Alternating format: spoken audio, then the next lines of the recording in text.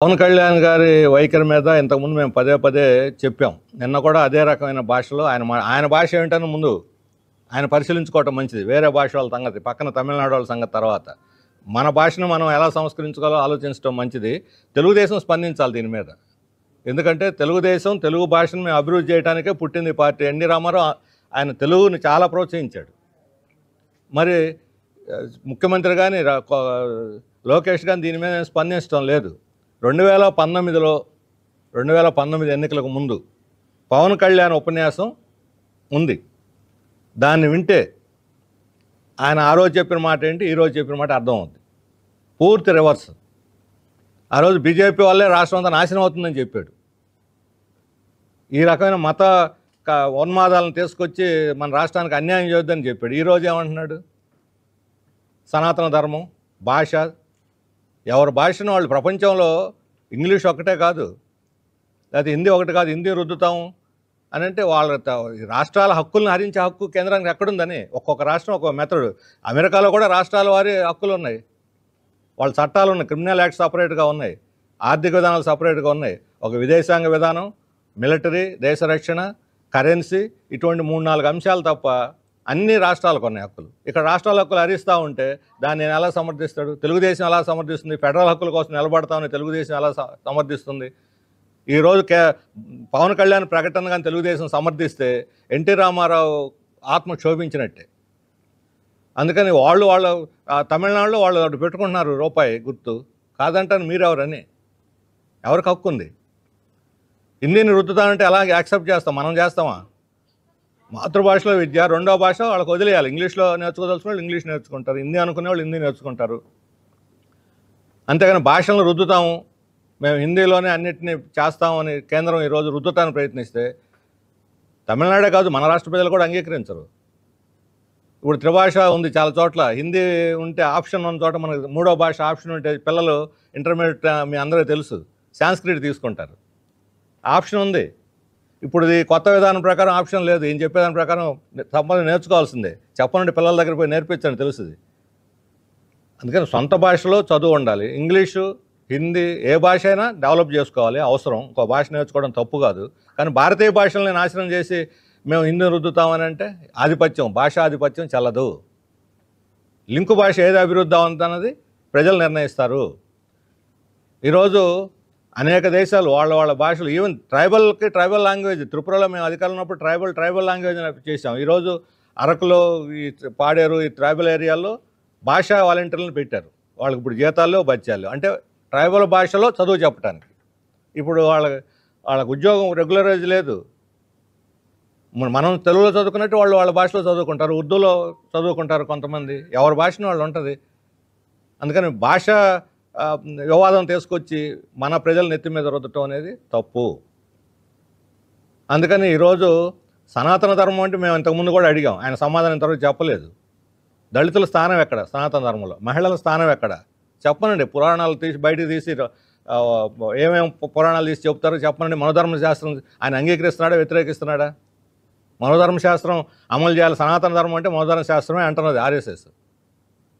మరి ఈ ధర్మశాస్త్రం సనాతన ధర్మం అని ఎక్కడ బుక్ లేదు. మనోధర్మశాస్త్రమే సనాతన ధర్మం. మరి ఈ సనాతన ధర్మం అంగీకరిస్తారా? మన ధర్మం అనుకుంటే, మన చరిత్రలో మనకున్న ధర్మం అనుకుంటే, ఈ మన చరిత్రలో అనేక కుల వ్యతిరేక పోరాటాలు జరిగాయి, మత వ్యతిరేక పోరాటాలు జరిగాయి. అన్నిటికన్నా మించి రాజులు, చక్రవర్తులు ఈ భూముల కోసం పోరాటాలు జరిగినాయి. సమానత్వం కోసం భారతదేశంలో అనేక పోరాటాలు జరిగినాయి. దీంట్లో ఋషులు, సన్యాసులు కూడా పాల్గొన్నారు. రామానుజాచార్య లాంటి వాళ్ళు, లేకపోతే బ్రహ్మంగారు లాంటి వాళ్ళు, వేమన లాంటి వాళ్ళు, వీళ్ళందరూ మన వారసత్వం కాదా? ఇదే సనాతన ధర్మం. బ్రహ్మంగారు ఏం చెప్పారో, వేమన ఏం చెప్పాడో, రామానుజాచార్యులు ఏం చెప్పాడో, లేకపోతే కబీర్ ఏం చెప్పాడో, ఇదే మన సనాతన ధర్మం అయితే అదే చెప్పానండి. దాన్ని అమలు చేయమని మేము కూడా కోరుతున్నాం. వాళ్ళు చెప్పింది అమలు చేయమని కోరుతున్నాం. వాళ్ళందరూ ఎవరు? వాళ్ళందరూ విదేశీలా? మన దేశీయులేగా. ప్రజల్లో గౌరవ మర్యాదలు ఉన్నవాళ్ళేగా. ఇప్పుడు కూడా అందరం గౌరవిస్తున్నాం. వేమన పద్యాలు చదువుకుంటాం, బ్రహ్మంగారి వాక్యాలు కాలజ్ఞానం చెప్తాము. మరి వాళ్ళు చెప్పింది పనికిరాదా? వీళ్ళందరూ సవాల్ చేశారు. ఈయన చెప్పే మనోధర్మశాస్త్రాన్ని సవాల్ చేసినటువంటి వాళ్ళు. అందుకని ఈ పోరాటం మన చరిత్రలో, మన సంస్కృతిలో, మన వారసత్వంలో ఓ భాగం, భారతీయ వారసత్వం. అందుకని ఆయన చెప్పే సనాతన ధర్మానికి, మేము చెప్పేటువంటి భారతీయ చరిత్రకి చాలా తేడా ఉంది. మేము భారతదేశ సంస్కృతి సాంప్రదాయాలకు వారసులం, కమ్యూనిస్టులే. భారతదేశ సంస్కృతి సాంప్రదాయాలకి వారసులు కమ్యూనిస్టులే అనేది మేము చెబుతున్నాం. రమ్మని చర్చకి సిద్ధంగా ఉన్నాం. పవన్ కళ్యాణ్ గారి వైఖరి మీద ఇంతకుముందు మేము పదే పదే చెప్పాం. నిన్న కూడా అదే రకమైన భాషలో ఆయన భాష ఏమిటని ముందు ఆయన పరిశీలించుకోవటం మంచిది. వేరే భాష వాళ్ళ సంగతి పక్కన, తమిళనాడు వాళ్ళ సంగతి తర్వాత. మన భాషను మనం ఎలా సంస్కరించుకోవాలో ఆలోచించడం మంచిది. తెలుగుదేశం స్పందించాలి దీని మీద. ఎందుకంటే తెలుగుదేశం తెలుగు భాషను మేము అభివృద్ధి చేయడానికే పుట్టింది పార్టీ. ఎన్టీ రామారావు ఆయన తెలుగుని చాలా ప్రోత్సహించాడు. మరి ముఖ్యమంత్రి కానీ లోకేష్ కానీ దీని మీద స్పందించడం లేదు. 2019 ఎన్నికలకు ముందు పవన్ కళ్యాణ్ ఉపన్యాసం ఉంది. దాన్ని వింటే ఆయన ఆ రోజు చెప్పిన మాట ఏంటి, ఈరోజు చెప్పిన మాట అర్థం అవుతుంది. పూర్తి రివర్స్. ఆ రోజు బీజేపీ వల్లే రాష్ట్రం అంతా నాశనం అవుతుందని చెప్పాడు. ఈ రకమైన మత ఉన్మాదాలను తీసుకొచ్చి మన రాష్ట్రానికి అన్యాయం చేయొద్దని చెప్పాడు. ఈరోజు ఏమంటున్నాడు? సనాతన ధర్మం, భాష, ఎవరి భాషను వాళ్ళు ప్రపంచంలో ఇంగ్లీష్ ఒకటే కాదు, లేకపోతే హిందీ ఒకటి కాదు, హిందీ రుద్దుతాం అని అంటే వాళ్ళ రాష్ట్రాల హక్కులను హరించే హక్కు కేంద్రానికి ఎక్కడుందని ఒక్కొక్క రాష్ట్రం ఒక్కొక్క మెథడ్. అమెరికాలో కూడా రాష్ట్రాల వారి హక్కులు ఉన్నాయి, వాళ్ళ చట్టాలు ఉన్నాయి, క్రిమినల్ యాక్ట్ సపరేట్గా ఉన్నాయి, ఆర్థిక విధానాలు సపరేట్గా ఉన్నాయి. ఒక విదేశాంగ విధానం, మిలిటరీ, దేశ రక్షణ, కరెన్సీ, ఇటువంటి 3-4 అంశాలు తప్ప అన్ని రాష్ట్రాలకు ఉన్నాయి హక్కులు. ఇక్కడ రాష్ట్రాల హక్కులు హరిస్తూ ఉంటే దాన్ని ఎలా సమర్థిస్తాడు? తెలుగుదేశం ఎలా సమర్థిస్తుంది? ఫెడరల్ హక్కుల కోసం నిలబడతామని తెలుగుదేశం ఎలా సమర్థిస్తుంది? ఈరోజు పవన్ కళ్యాణ్ ప్రకటన కానీ తెలుగుదేశం సమర్థిస్తే ఎన్టీ రామారావు ఆత్మ క్షోభించినట్టే. అందుకని వాళ్ళ తమిళనాడులో వాళ్ళు పెట్టుకుంటున్నారు రూపాయి గుర్తు. కాదంటాను మీరెవరని? ఎవరికి హక్కు ఉంది? హిందీని రుద్దుతానంటే ఎలా యాక్సెప్ట్ చేస్తాం? మనం చేస్తామా? మాతృభాషలో విద్య, రెండో భాష వాళ్ళకి వదిలేయాలి. ఇంగ్లీష్లో నేర్చుకోదలుచుకున్న వాళ్ళు ఇంగ్లీష్ నేర్చుకుంటారు, హిందీ అనుకునే వాళ్ళు హిందీ నేర్చుకుంటారు. అంతేగాని భాషలను రుద్దుతాము, మేము హిందీలోనే అన్నిటినీ చేస్తామని కేంద్రం ఈరోజు రుద్దటానికి ప్రయత్నిస్తే తమిళనాడే కాదు మన రాష్ట్ర ప్రజలు కూడా అంగీకరించరు.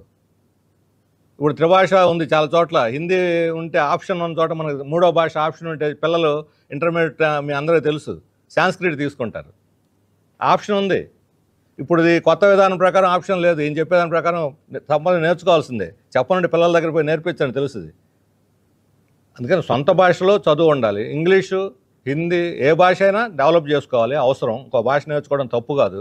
కానీ భారతీయ భాషల్ని నాశనం చేసి మేము హిందీ రుద్దుతామని అంటే ఆధిపత్యం, భాషాధిపత్యం చెల్లదు. లింకు భాష ఏది అభివృద్ధి అవుతుందన్నది ప్రజలు నిర్ణయిస్తారు. ఈరోజు అనేక దేశాలు వాళ్ళ భాషలు, ఈవెన్ ట్రైబల్ లాంగ్వేజ్, త్రిపురలో మేము అధికారులు ఉన్నప్పుడు ట్రైబల్ లాంగ్వేజ్ చేసాం. ఈరోజు అరకులో, ఈ పాడేరు, ఈ ట్రైబల్ ఏరియాల్లో భాషా వాలంటీర్లను పెట్టారు. వాళ్ళకి ఇప్పుడు జీతాలు, బత్యాలు, అంటే ట్రైబల్ భాషలో చదువు చెప్పడానికి. ఇప్పుడు వాళ్ళకి ఉద్యోగం రెగ్యులరైజ్ లేదు. మనం తెలుగులో చదువుకున్నట్టు వాళ్ళు వాళ్ళ భాషలో చదువుకుంటారు, ఉర్దూలో చదువుకుంటారు కొంతమంది. ఎవరి భాషను వాళ్ళు ఉంటుంది.